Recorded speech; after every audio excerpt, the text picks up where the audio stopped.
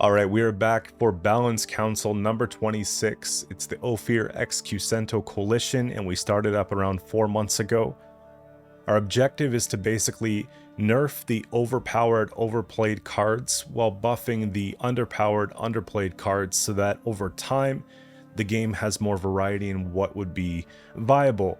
And so far, we've been doing a pretty good job at it. The first month we teamed up, we had 12 out of 12 of our picks go through. Since then, it's been at least 50% of them going through, so it looks like a lot of you guys understand kind of the direction that we want to go with the game and support that. So I know Ofir just put out a post on Reddit with a description of all the changes and the justification for them. So if you guys want to follow along with that, I'll put the link in the description as well as a pinned comment so you can do that. I'm not here to basically read off that post. I'm just going to say what I feel about these changes myself. But at the end of the day, we put together a list of the Ofir's recommended changes plus mine, and then the community voted in a poll over, about 10 days or so. So with that being said, let's get into it here. We have power increases. I mean, Ivar Evil Eye is probably the most anticipated and expected option here for the first priority slot. It has too high of a ceiling, and you run into issues where, let's say I go first and I have to get a head start on something, so I boost something up, we have 10 points on the board, maybe it's 15 points on the board, all into one card, and then they just play this second or third card. It immediately changes the dynamic of the round, flips things so that now they're in control when we went first, and then often puts them in a position where they can get a card ahead of us, or they just get a free bleed in round 2 and waste all of our resources. So it's become problematic. And he was played before the buff. So putting him back to 2 means that the, card gives us 1 more point on our side of the board when it's played. It's not going to break the card, it's just going to help regulate it. We went this direction instead of a provision nerf, so I think that makes him more playable and makes you able to fit him in more decks without, again, killing it. Whereas for 12 provision, you might as well just play something else sometimes. The second one would be Tursic Bearmaster. This card reminds me a lot about Cockatrice with monsters, where it's a really cool designed card. It has a lot of synergies with things that you don't often get to play with, and then the card itself wasn't played. And with 1 buff to Cockatrice, now you could pretty much form a whole deck and justify it in around that because it's easier to set up. And I'm hoping the same thing happens with the Bearmaster. So with that being said, the deploy effect is what you're probably going to see most often being played, just boosts out by the number of unique allied beasts. You'll probably see this being played a lot in like a Renfree beast deck or just maybe a rain deck. However, the order makes it so that you can kind of experiment with other types of archetypes. So for example, Bear Witcher Mentors, getting Bloodthirst in around the board, you could have like a Witcher beast sort of hybrid deck, which I think is really cool, right? Stuff like that's not really being seen right now, but it does make a lot of sense because this could be a good payoff, maker. So having this go up to 3 power basically increases the floor of the card, and from there you get rewarded based on how much board setup you can do. So I think that will be a very interesting take, and it deserves the second spot here. Now, sort of going into Skellige as well, is I've just found, warriors in raid form or Renfree mid-range or Shoop, those are kind of like the big 3 that you're seeing right now. It would be nice to see warriors without raids. It would be nice to see more Alula play. It gives more fuel for golden necker decks of different kinds if you have Donner buffed a little bit. Now, if you buff him to 6 power, he's on the Bloodthirst 2 condition playing 10 for 7, and whatever other value you would get from removing, let's say, an engine at 4 is what you get rewarded from on top of that. So I think that's reasonable. It's a gold card, so it needs to be playable, and having Donner in that slot, third priority is kind of just rounding out a change that I wanted to see for a very long time. So we have that there. This one might be a little bit controversial. For me, it makes most sense to just power revert than to go through a 2-step and then raise the provisions. I think that by raising provisions, it makes things even more annoying, because then decks can just do 5 and up and then play, you know, just play, what's his name? Blaviken. And then it just gets really annoying there, because now they're tempo dumping even harder. So something to think about there. We have this card right now playing for 11 points for 4 provisions, and it's really not that conditional, because Nilfgaard has thinners that come out at 1 power, and Renfrey as well can be flipped. Things that have gotten damaged can be slave drivers, create a copy of something which can flip. You know, there's just so many things, right? We have the... I could talk about this all day. I have the illusionists that can go and make 1 power copies of things that you could flip over. So Nilfgaard does very well with that, and being able to sort of regulate that makes a big difference. You know, filling up a row with 6s and playing Triss on the back row is probably the most boring way to play the game, but it's what I see most often from Nilfgaard right now. So I'm down to kind of put an end to it. The next one doesn't make a whole lot of sense to me, because I'm not seeing a ton of Philippa being played right now. So I'm going to pull up the rationale. So they're saying that Philippa can seize large threats up to 9 power and coin. SY can afford spending possibly the whole purse at once, reclaim the coins quickly with OTB and jackpot and stuff like that. So, you know, I guess she's looked at that as a huge threat when it comes to just win condition taking. I don't think that she's as problematic as, you know, pulling strings and stuff like that. I don't think she sees a ton of play, but I do agree that, you know, Philippa into a Pavko or Philippa into a resilience target, like those could be very detrimental moves, you know? So having her nerfed won't kill the card. She won't necessarily see more play or less play. It'll kind of just be, in my opinion, a placeholder pick. It's not going to change things too much. You'll still play Philippa if you want to play Philippa, honestly. So something to think about there. I don't mind it. I don't love it, but that's what was voted on. The next one, Messenger of the Sea. It's a very high ceiling engine. So with this card here, you know, it either gets killed or it could play for 40 to 60 points for 6 provisions. This card is essentially what Greatsword used to be, but relies on the rain condition instead of damage of any sort. So, you know, it's kind of crazy. You have it coming down to 3. If you do have rain on 1 row with 2 units, getting it up to 5 on the first turn, which puts it within removal reach as like a last ditch effort to get rid of that with 5-point removal. And, you know, whether it's a Nature's Rebuke, a Boiling Oil, Alzur's Thunder, things like that can kill it, but it's not within an offering range. And, you know, if you do have rain on both rows when you play her, right, you click an order on something, you use a leader charge, whatever the case, then she can get up to, you know, 7 on the first turn, which keeps her safe. So with that being said, I think it helps kind of regulate a deck that can quickly get out of hand. Rain's been very good. You know, Skellige Rain with Renfrey Beast, like that hybrid variant's been in the meta for easily 6 months. And I don't think that this ultimately is going to change it that much. I think it's just going to help balance things out a little bit, because it's really an answer this or lose kind of card, and it sucks when decks kind of have that stuff going on. So, you know, although it's the 3rd pick, it's our lowest priority, I could see the justification for that, and I do support it. It's something that I wouldn't mind seeing, honestly.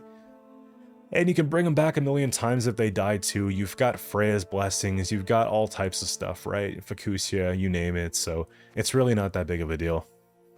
We have provision increases here, so the first one being All God. Now, All God on deploy is a very slow card, but if you pair with Roach in your deck, it helps. If you just don't care about card advantage because you're playing so much carryover, it helps. The problem right now is that soldiers for Nilfgaard have so many different thinners, like Afan from leader, the other soldiers at 5. You could start the board with Blaviken on the board, so that helps a little bit. You've got tons of carryover options from War Council, you know, Bacala, like all types of different things. Mushy Truffle, that this is just one more threat. to be able to get 10 points of carryover, plus whatever you get from the offerings is pretty crazy. So by increasing the provisions to 11, it just means that that type of deck cannot have maybe one thing, or something needs a little bit of a downgrade. It's not going to kill the deck, it's just going to help regulate the way that things are going, because the carryover game sucks. If that's what everyone's doing, Muted Generator Siege, this with soldiers, you've got, you know, Circle of Lives and Bountiful Harvest with Qcento. There's so many different ways, right, that decks are doing carryover, that it doesn't make things too fun if you're getting bled and you're just getting constantly oppressed by this card. So again, it'll still be played, just not as much. I'd say like 5-10% less, honestly speaking. We have Hive Mind, of course, a very oppressive card. If you're playing Arrakis, you do get the drone that spawns when you play it, so you get 1 point there. Plus you're getting 3 engines, and the real expensive ones, like the ones that are going the craziest, are like the Stalker and, you know, the converting the 3s into the 1s as well. Like, you're getting essentially like really good cards out of this. So yeah, just to be able to create all those cards from one card, have the payoff from the leader, and just have it sitting at 12, it makes it better than Portal. It actually kind of makes it better than Simless in a lot of cases. It's a really good card that carries an archetype super hard, and what's so bad about it is that it actually can make other decks sort of like more mid-rangey. Like it enables Tatterwing. You could put this in just about any deck and, you know, get some value from it in monsters, at least, apart from maybe Deathwish or Ogroids or something like that. But really good card, kind of needs to see a little bit less play. We have Philevangel. Again, this one might be controversial, but what makes this card better than something like Forest Protector, for example, that's 6 power and 11 provisions, is that you get to choose what you make. And oftentimes you'll play this card in a deck that has Rune Mage, and so you'll get more options. And, you know, it's not that difficult to boost him because Qcento has so many different carryover options, whether it be Circle of Life, whether it be any of the tutors that pull. You know, if you have Call of the Forest, you're boosting it by 1. If you have, you know, the other, you're boosting it by 2. So again, just going in, getting it at whatever power you want, or being able to manipulate that with circles and bountifuls, then you can get essentially whatever you want. So what it's looking like most often is having a 5-point body plus a Call of Harmony, or, you know, a Call of Harmony or Waters, rather, is what I was kind of getting at. So the Waters of Brokilon come out, you get 2 5-point engines plus the 5-point body, crazy swing in round 1, and not only that, but you're getting the carryover boost onto it. So it's like a very good round opener that can carry a round by itself, and very easy to accomplish. So having provisions go up by 1 kind of treats the card the way that it should be treated. You know, it's so flexible that, you know, let's put it at 12. We can kind of go from there. You still have other great create and play options and stuff like that. Like, you still do have Forest Protector, which would see a little bit of play if this does get nerfed, which I like. It only sees play right now usually in Devotion Sim.